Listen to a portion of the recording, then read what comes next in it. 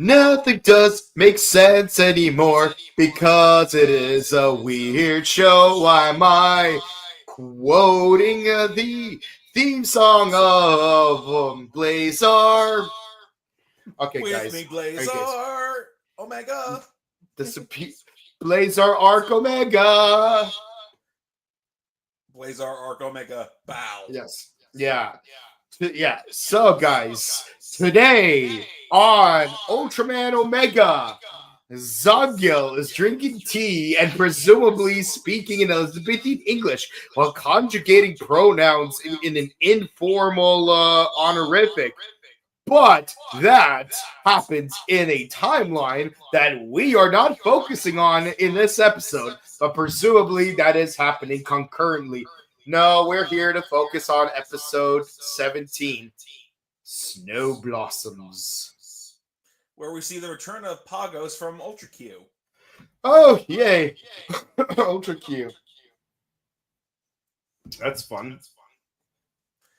Yeah, so it begins with Pagos. And, you know, like when I saw the thumbnail before I watched the episode, because I always watch the episode right before this podcast, so that's very fresh in my mind. So at first I thought to myself, okay, they're reusing a Pagos suit. I mean, they reuse suits all the time for different kaiju, but no, it's just straight up Pagos with that they killed, and then some sort of slime bacteria mold thing that looks like snot. Basically, like it's a parasite and took over its body. So it's just straight up a living fungal infection. It's literally a fungal infection. Yep. Yeah.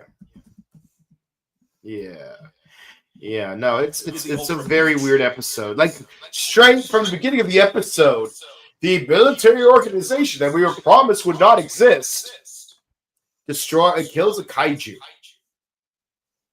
Okay. Alrighty then.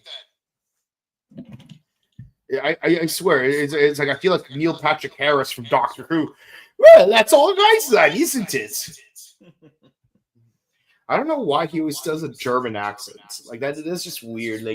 Like he's a master of disguise. Like we've seen that with Barney Stinson and Count Olaf. But I'm gonna go on a limb and guess what happens in this episode without actually watching the episode. No, I did watch the episode. I'm just making a bingo sheet of what I predicted would happen. Military organization defeats a kaiju. We think about how it is really suspicious that they're doing this, but we should instead doing research this other way. We don't know why this woman is still in our group and whether or not she has ulterior motives. We have Sarita eating noodles. Then inexplicably, the kaiju wakes back up. We try to fight it. It falls back down. So we use the downtime in order to figure out what to do next. It wakes back up, more powerful than before. Rekiness or Trigeron are going to try to fight it. They fail. Then Sarita is going to try to fight it, but not without having some kind of weird what's it called, metaphysical moment where like we may hint that his memories might come back, but nothing leads from it. Then we just default using that phoenix form, defeat the kaiju. Then we make a comment about how Kosei has been a very helpful friend this whole time. Now let's go eat, huh?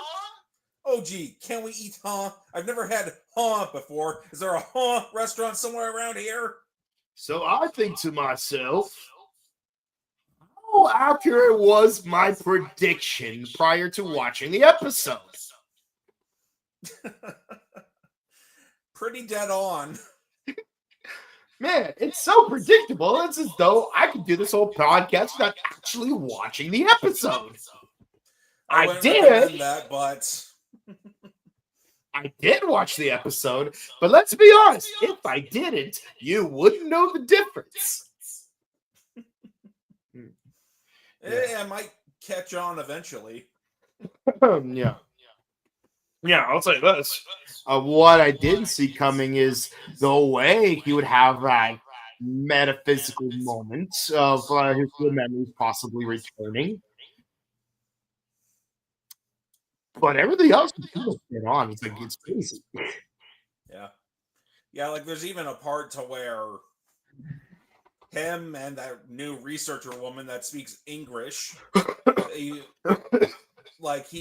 finds out about, moldy Pagos attacking, and then before he transforms, he literally sees himself.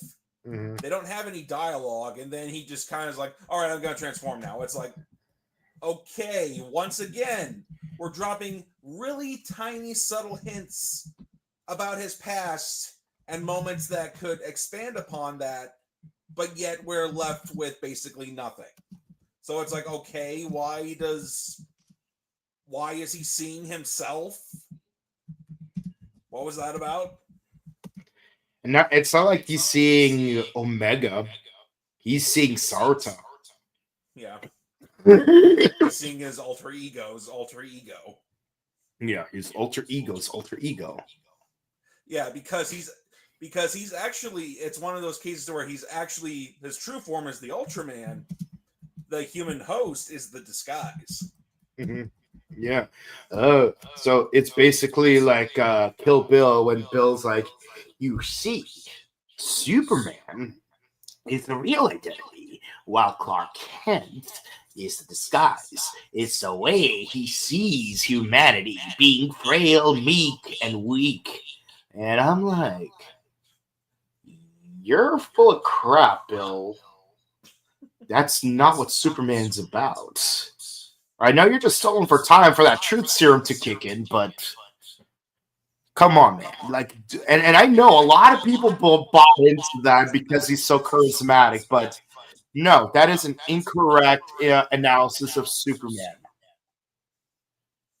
Both Superman and Clark Kent, or rather, both Kal-El and Clark Kent are both his true identities. Superman is the bridge between both identities. Mm-hmm. Yeah, but of course we have to get that fake footage of that fake real footage of Jor-El saying, "Oh yeah, no, like have a space orgy." Lovely. Mm-hmm. That is just weird.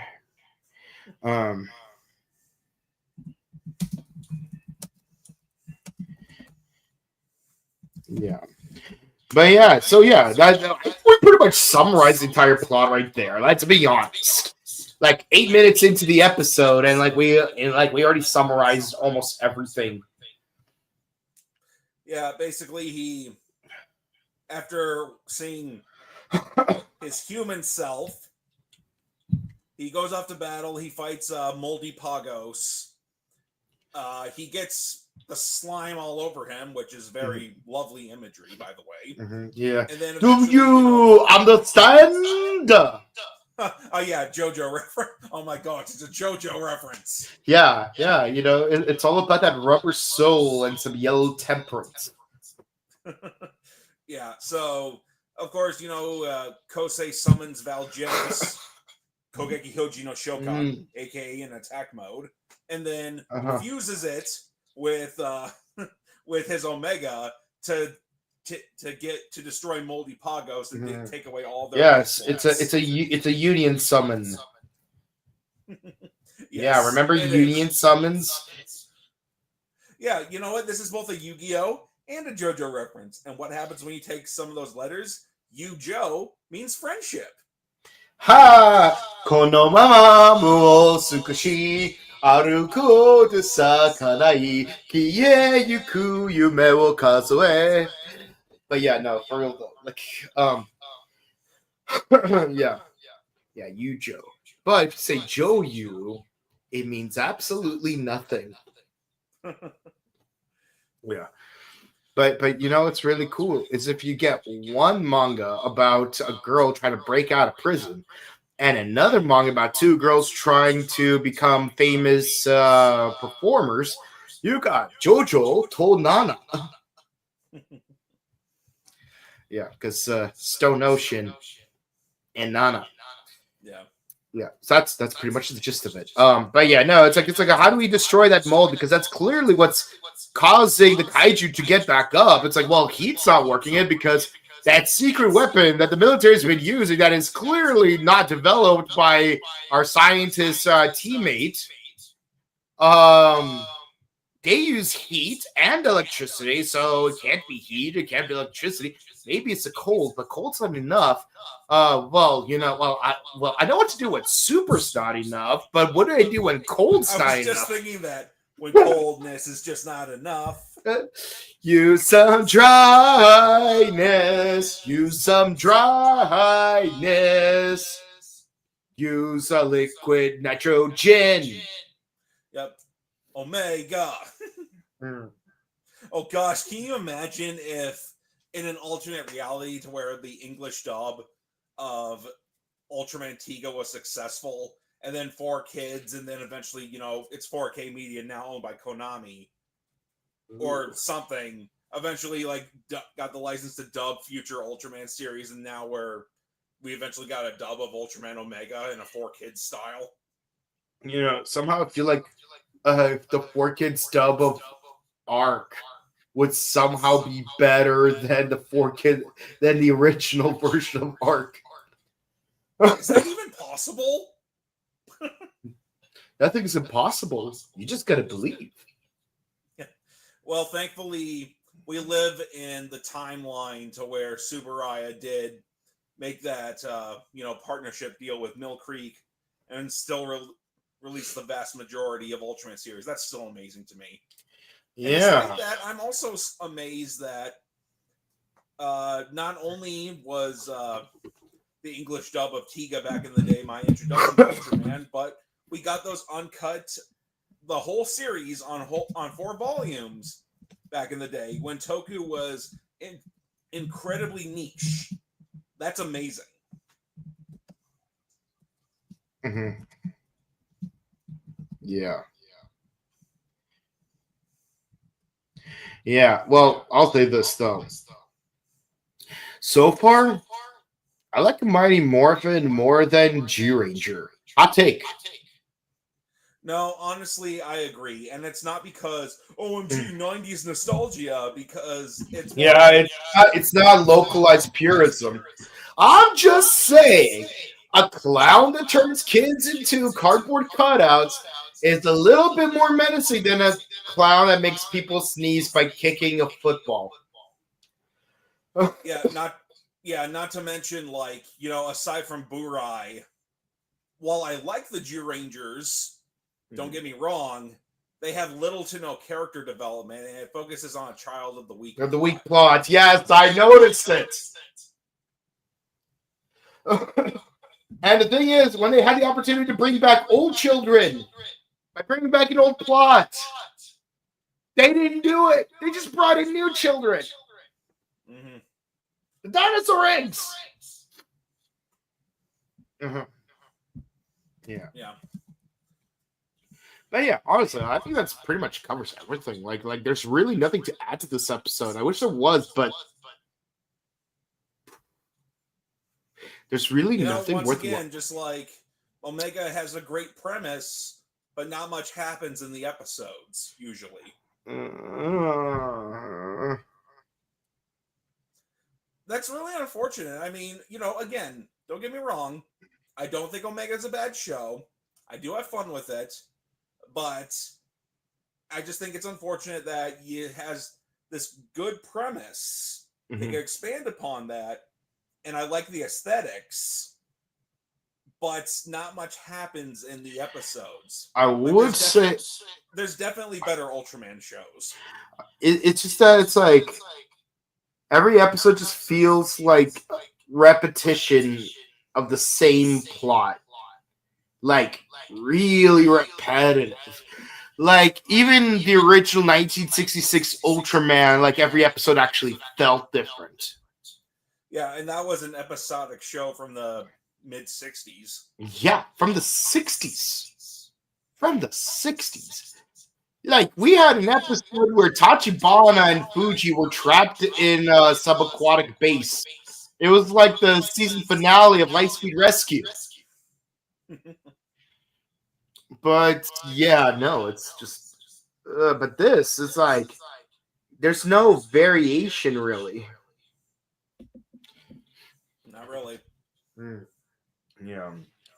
I don't know what's going on, Tsuburaya. It's like, are you trying to go Sager us into the next season? Because you should not be go Sagering. You should be Time Rangering, or at least Maji Rangering.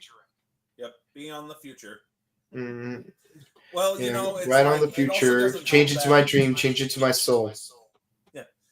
Yeah, I mean, you know, like Gosager, legit. Like, I'm not trying to crap on Gosager. I don't think it's a bad series. It's better than some other ones I could name. Mm-hmm. But Gosager definitely feels like a filler season. Yeah, it was. It really felt like it was just stalling out for the 35th season.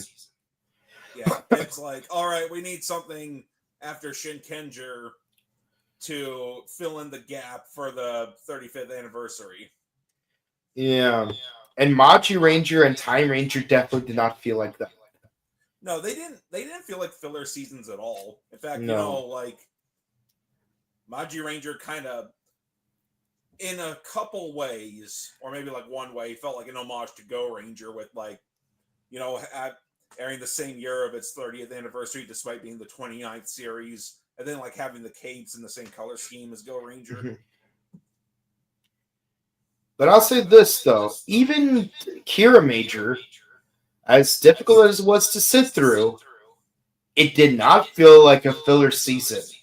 While Zenkaiger did. Ironic. Yeah. It's like maybe if we phase shifted. Yeah, honestly, like, I've seen the vast majority of Sentai. I still need to finish the 6 other seasons that I need to see. But, you know, honestly, the only seasons that have felt like filler to me were Gosager and Ryu Soldier. Mm-hmm. Like, with Ryu Soldier, it was, like, so, just real quick, like, really forgettable, slow-paced, and it feels like you could skip this season and not miss anything. Yeah. And that's how this episode really felt. 7. I'll be a little generous and give it a 7.5. Yeah, like honestly, the high point is literally the kaiju design and literally nothing else. Yeah, moldy Pagos. Yeah. Yeah. Because the idea is that it's the mold that's a monster of the day. Better get your Ultra Bleach. Mm-hmm. Yeah. Yeah. And your Ultra Aloe. Yeah, because this is the Last of Us kaiju. All right. Let's see what the audience had to say. What you guys thought? So I know this is an unrelated question, but is Go Juju officially dead now? I'm so glad you asked. We will answer that tomorrow when we discuss Go Juju, because honestly, given how much Toei gave up with Go Juju, we basically gave up with Go Juju ourselves. In that we're just gonna like review it tomorrow instead of waiting till Thursday, get it out of the way, chillax on Thursday, and then maybe on Wednesday or Friday just do some more Kamen Rider Black. Yeah, who knows? Maybe the show will go on to hiatus for 6 weeks, like 5 years ago, and we'll use that time to like really speed run through Kamen Rider Black, and we might be able to finish that season before the end of the year, contrary to our initial what's it called? Estimates. Because Kamen Rider Black, even if you did the 2 movies by themselves, which are under 25 minutes, by the way, it would still be 14 videos in total. We already did 2 of them. We're 10 episodes in. We're a little under 20% done with the season in just 6 days. But, you know, it's we could get through this really quick. Yeah, we'll get another 8 episodes in this week. Probably. Who knows? Maybe. And then the following week, if the same thing happens, We're gonna get the end of the arc and the first of the two movies. But yeah, let's move on to the next one. Every time a dead kaiju gets impaled by the scientists or military, something bad happens and the kaiju gets more dangerous than before. You'd think they'd learn. Yeah, I remember that in Tiga. Yeah, with like that, with like that smelly corpse kaiju in Tiga. Exactly the one I was thinking about. Yeah, that one that literally grossed the heck out of both my ex-girlfriends. Yeah. Yeah, and then there's the and even to a lesser capacity, Gomez, or is it Gomora? I can't remember. Yeah, Gomora. Yeah, I was gonna say no, not Gomez. We haven't come. Yeah, Gomora. Yeah, like in that 2-part episode. Let's see, what were some other examples? But yeah, like whenever there's an unconscious kaiju. Oh yeah! Even in Z, they try to transport Gomora. Again. You'd think you'd learn from the SSSP. But apparently Storage didn't. And you can't say they're not canon, because, you know, Ultraman, Zoffy, Stefan. Not in no particular order. Yeah. Yeah, and Ace shows up and teams up with Zet. Yeah. Yeah. Okay. Wow, you just burned through the whole plot in just 2 minutes. Do it again. Who knows? Maybe. Yeah, can you believe it? 20 out of these 22 minutes that have just transpired is just us talking about stuff not related to the episode. That seems to happen a lot. But this time it's actually plot relevant. Like that episode of Yu-Gi-Oh! When the kid thought he was Ash from Pokemon. It's like the doctor told me you have cancer. Is that a Pokemon not found in the Johto region? No, it's cancer. See, I can make that joke. You can't, but I can. But yeah, no, for real though. Let's but yeah, that's all the comments, guys. Well, we're gonna wrap this up. If you enjoyed, please be sure to comment, like, and subscribe to us on YouTube, Facebook, Twitter, Instagram. Click the bell icon, stay notified for our latest videos. We got Ultraman Omega, Kamen Rider Black, Kamen Rider Z, which we're gonna do in about half an hour. We got Tojima wants to be a Kamen Rider, and maybe we got some number 1 Sentai Go Juju. We definitely have it this week. Who knows if we'll have it next week? You'll know soon enough. But the only way to find out is by subscribing and following, hitting the bell icon, sharing with your friends. Are you even listening to anything I am saying? But with that in mind, also check out our interviews from Pasadena Comic Con 2025, where we uploaded interviews with 2 of the Lightspeed Rescue Rangers. We got Keith Robinson, who played Joel Rollins, the Sky Cowboy, and Mike the Wizard Chad, who was Chad Lee, who was the Blue Ranger. And he was in WMAC Masters, which is way more interesting to talk about, because how could you not like WMAC Masters? We need that 3rd season.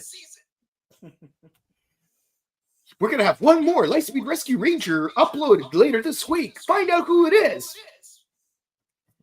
And of course, we got more content on our sister channel, The Buttery Show, that we're going to be uploading later this week as well. If you want to follow our personal content, you can find me on Instagram at Boku_Kabuto, and you can find him on YouTube and on Twitter at Axel Ranger. Indeed. Yes. And if you want to say hi to us in person, we will be at Pasadena Convention Center on January 2026. No, January 25th. 2026 for Pasadena Comic Con. Yeah, that's right. We're going to another Pasadena Comic Con very soon. And of course, on August 28th to the 30th, we got Power Morphin Con. You know you want to go to it because it is the 20th anniversary of Power Rangers Mystic Force. Galway Misto.